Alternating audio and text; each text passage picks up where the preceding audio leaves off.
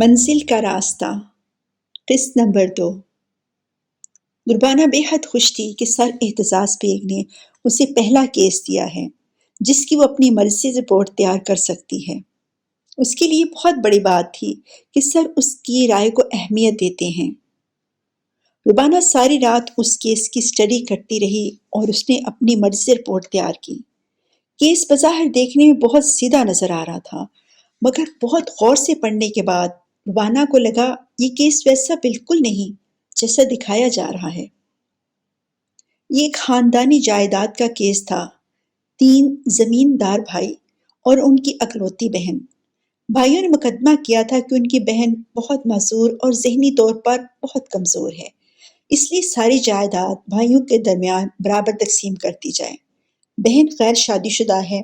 باپ نے ساری جائیداد جو 5 مربوں، 2 حویلیوں، بہت سی زمینوں اور زیورات پر مشتمل تھی، بالکل شرعی طریقے سے اپنی وصیت میں اپنے 3 بیٹوں، اپنی بیٹی اور بیوہ کے درمیان میں تقسیم کی تھی۔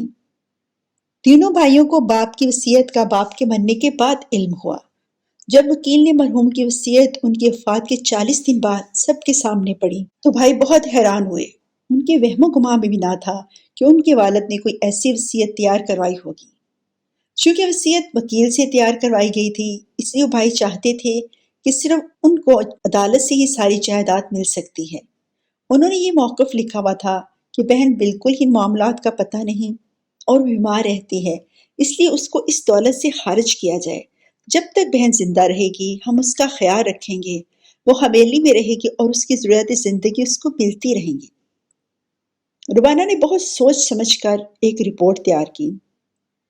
حسب معمول تیسرے دن جب وہ سر اعتزاز بیگ کے سامنے بیٹھی اپنی رپورٹ پیش کر رہی تھی تو بہت پرجوش تھی۔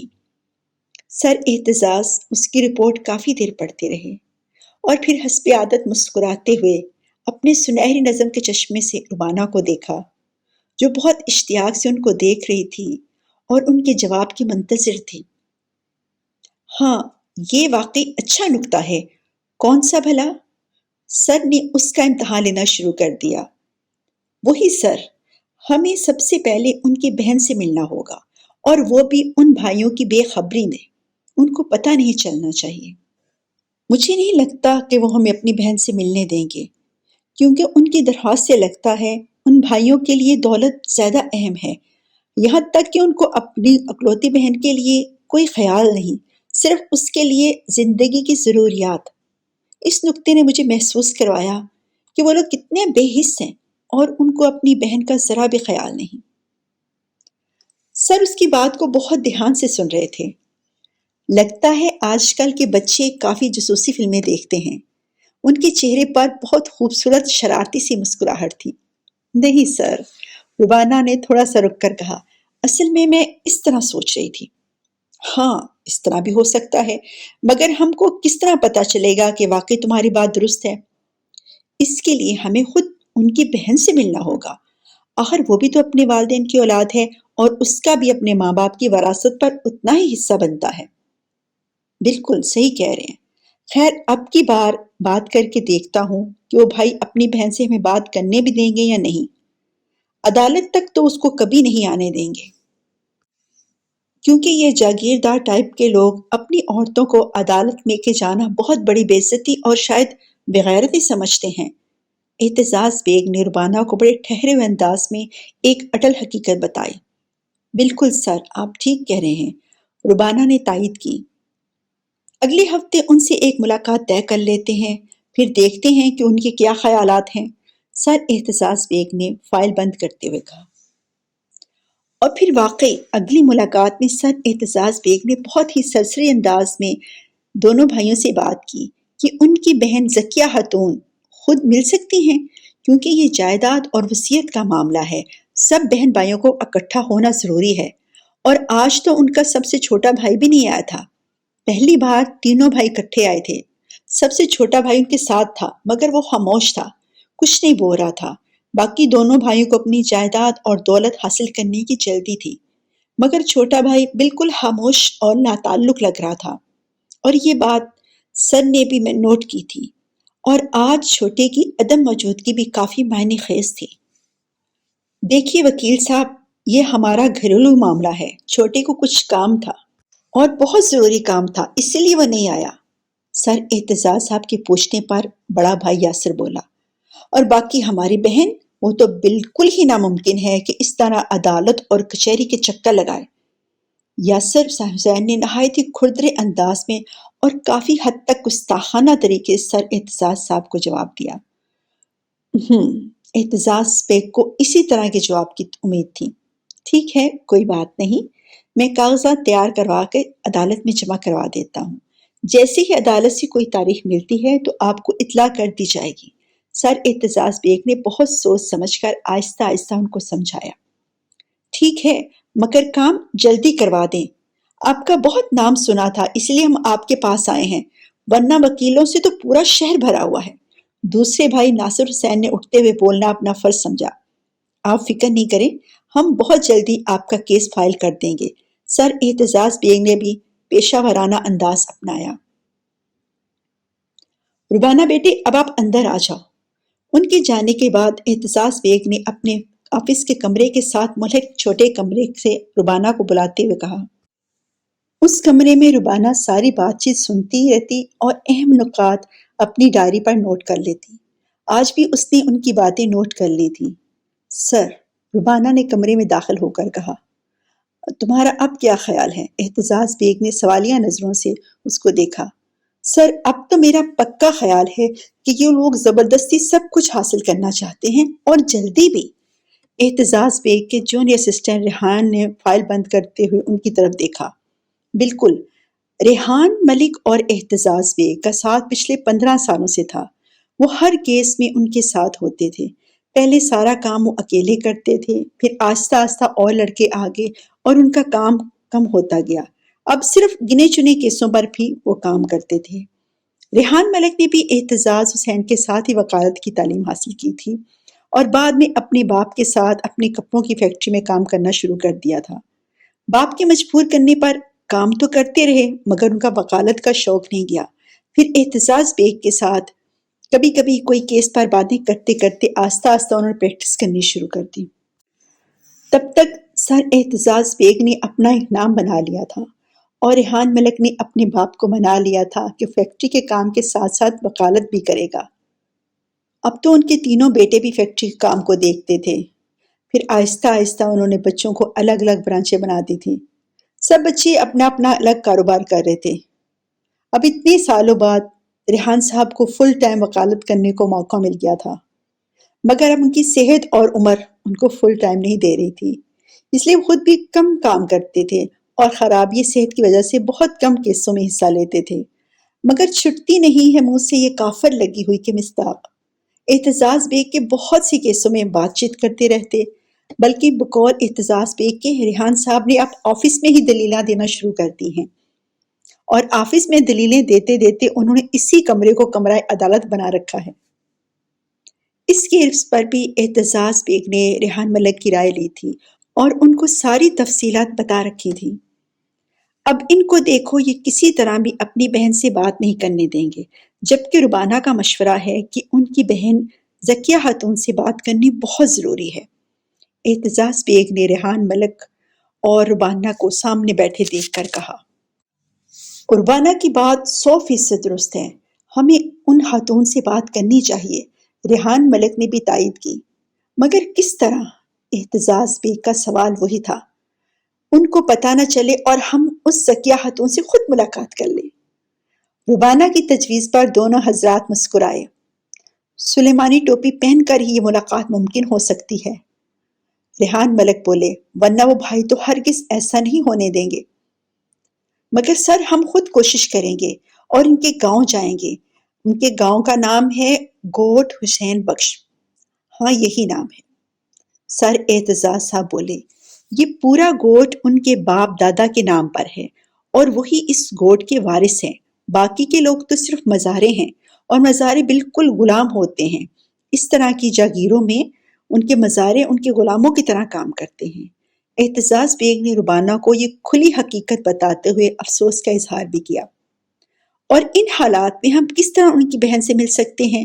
اب کی بار ریحان ملک بولے، یہ بات تو ہے، ربانہ کچھ سوچ کر بولی، سر میرے ساتھ کالج میں ایک لڑکی شاکرہ کریم پڑھا کرتی تھی، وہ اس گوٹ سے تعلق رکھتی تھی، اس کو پڑھنے کا بہت شوق تھا، مگر اس کے والدین بہت غریب اور اس گوٹ کے مالک کے ملازم تھے۔ وہ لڑکی بی ایڈ کرنے کے بعد اپنے گوٹ میں ہی پرائمری اسکول چلا رہی ہے۔ میں اس سے خود تو رابطے میں نہیں ہوں، مگر میری ایک مشترکہ سہیلی اس کے کافی قریب ہے۔ میں اس سے بات کروں گی اور ہو سکتا ہے ہم کو کوئی موقع مل جائے۔ ضرور، تم کوشش کرو، مجھے خوشی ہوگی، اور مجھے اس بات کی بھی خوشی ہے کہ تم پر امید ہو، باقی راستے تو خود بہت نکل آئیں گے، اعتزاز بیگ نے اس کو حوصلہ دیتے ہوئے کہا۔ اور پھر واقعی ربانہ کے پاس فوزیہ کا نمبر تو تھا ہی، اور فوزیہ شاکرہ کی اچھی دوست تھی۔ اسی شام ربانہ نے فوزیہ کو فون کیا۔ فوزیہ بہت خوش ہوئی۔ باتوں باتوں میں ربانہ نے پوچھا کہ کسی اور دوست کے ساتھ کوئی رابطہ ہے کہ نہیں۔ فوزیہ نے کہا، سب اپنی اپنی زندگیوں میں مصروف ہیں، کبھی کبھار بات ہو جاتی ہے۔ اچھا فوزیہ، یہ تو بتاؤ سب سہیلیاں کیا کیا کر رہی ہیں؟ کسی کا کچھ پتہ ہے؟ کسی کے پاس وقت ہی کہاں ہے، زندگی کے معاملات میں اس قدر مصروف کر دیا ہے کہ ہم کو ہماری بھی کچھ خبر نہیں آتی۔ فوزیہ کو شاعری کا شروع سے شوق تھا۔ اچھا فوزی، ہمارے ساتھ ایک لڑکی شاکرہ کریم پڑھا کرتی تھی، اس کا خواب تھا کہ وہ ٹیچر بنے اور اپنے گاؤں کی لڑکیوں کو پڑھائے۔ آج کل وہ کیا کر رہی ہے؟ شاکرہ؟ ہاں، وہ تو گوٹ میں ہے اور واقعی آج کل پڑھا رہی ہے۔ اس کا اسکول ہی کہہ لو، ابھی تو صرف 5ویں کلاس تک ہے، مگر وہ اسی میں خوش ہے کہ چلو خوب گھندور اندھیرے میں سے دھندلی دھندلی روشنی ہی بہتر ہے، کچھ تو روشنی ہوئی۔ فوزیہ نے تفصیلات بتائیں۔ فوزیہ، مجھے اس سے کچھ کام ہے، اگر تمہارے پاس اس کا کوئی نمبر ہے تو پلیز مجھے بتاؤ۔ ہاں کیوں نہیں، میرے پاس اس کا سیل فون ہے، میں اس کا نمبر ابھی آپ کو سینڈ کرتی ہوں۔ فوزیہ سے نمبر لے کر ربانہ نے شاکرہ کو فون کیا۔ فوزیہ، ربانہ اور شاکرہ تینوں گورنمنٹ کالج فار وومن سے BA کر رہی تھیں۔ کالج تک تو دونوں ساتھ تھیں، بعد میں ربانہ لاء کی طرف چلے گی اور شاکرہ B.Ed کرنے کے لیے۔ کبھی کبھی اس کے بارے میں پتہ چل جاتا تھا۔ اب کافی عرصے بعد ربانہ اس سے بات کرنے جا رہی تھی۔ السلام علیکم، کیا میں شاکرہ کریم سے بات کر سکتی ہوں؟ تیسری بیل پر جب فون ریسیو ہوا تو ربانہ بولی، جی وعلیکم السلام، میں شاکرہ بول رہی ہوں۔ آپ کون ہیں؟ میں نے آپ کو پہچانا نہیں۔ بلا شبہ وہ شاکرہ ہی تھی، لہجہ کچھ سنجیدہ ہو گیا تھا، لگتا تھا جس شعبے سے وہ وابستہ ہے وہ معزز بھی ہے اور محترم ہے، اور اسی کا اثر اس کی آواز میں بھی تھا۔ شاکرہ، میں ربانہ نصیر بول رہی ہوں، ہم گورنمنٹ کالج میں اکٹھے پڑھتے تھے، ربانہ نے یاد کرواتے ہوئے کہا۔ ربانہ نصیر نام کو ایک دفعہ دہرا کر شاکرہ بہت ہی خوشگوار آواز بولی، ارے ربانہ، تم کہاں ہو؟ کیسی ہو؟ کیا کر رہی ہو آج کل؟ میں بالکل ٹھیک ہوں شاکرہ، تم کیسی ہو؟ الحمدللہ بالکل خیریت سے ہوں، اور آج کل کے اپنے گوٹ میں بچوں کو نہیں بلکہ بڑوں کو پڑھا رہی ہوں۔ شاکرہ کی آواز مسکرا رہی تھی۔ شاکرہ، یہ تو بہت خوشی کی بات ہے، تم کو ٹیچر بننے کا بہت شوق تھا اور تم نے اپنا خواب پورا کر لیا ہے۔ ہاں ربانہ، تم تو جانتی ہو ہمارے گوٹ میں کوئی اسکول نہیں تھا اور مجھے پڑھنے کا بہت شوق تھا۔ ابا میرے ساتھ تھے اور میں دوسرے گاؤں سے 5ویں کلاس پڑھنے جاتی تھی اور پھر آہستہ آہستہ کالج تک پہنچ گئی، مگر کتنی مشکل سے میں نے یہ مسافت طے کی، یہ میرے ماں باپ جانتے ہوں یا میں جانتی ہوں۔ اسی وقت میں نے سوچ لیا تھا کہ میں پڑھ کر اپنے گوٹ میں ضرور لڑکیوں کو پڑھاؤں گی۔ لڑکوں کا تو مڈل تک اسکول ہے، مگر لڑکیوں کے لیے کوئی اسکول نہیں تھا۔ بہت سی لڑکیاں پڑھنا چاہتی تھیں مگر پڑھ نہیں سکتی تھیں، اور اب وہ میرے اسکول میں پڑھ رہی ہیں، کچھ تو شادی شدہ ہیں اور بچوں کی مائیں بھی ہیں۔ شاکرہ نے بہت تفصیل سے بتایا۔ ربانہ جانتی تھی کہ شاکرہ کو بولنے کی تب سے ہی بڑی عادت تھی، اور اب لگتا تھا اس کی یہ عادت پکی ہو گئی ہے۔ سچ شاکرہ، مجھے بہت اچھا لگا اور بہت خوشی ہوئی، اور تمہاری آواز سے جھلک رہا ہے کہ تم بہت خوش ہو۔ اچھا، اسکول کے علاوہ آج کل کیا کر رہی ہو؟ آج کل گھر میں باجی ساجدہ کی شادی کی تیاریاں ہو رہی ہیں، اگلے ہفتے شادی ہے، اور بانا تم بھی آ جاؤ نا، سعدیہ اور عامرہ بھی آ رہی ہیں۔ شاکرہ نے شادی کی دعوت دیتے ہوئے اپنی مشترکہ سہیلیوں کا نام بھی لیا۔ ربانہ کو تو مانو اندھے کو 2 آنکھیں مل گئی ہوں۔ ضرور آؤں گی، مگر تم کو دعوت دینے کے لیے میرے گھر آنا پڑے گا۔ ضرور آؤں گی، کیوں نہیں آؤں گی، تم پلیز مجھے اپنا ایڈریس سینڈ کرو۔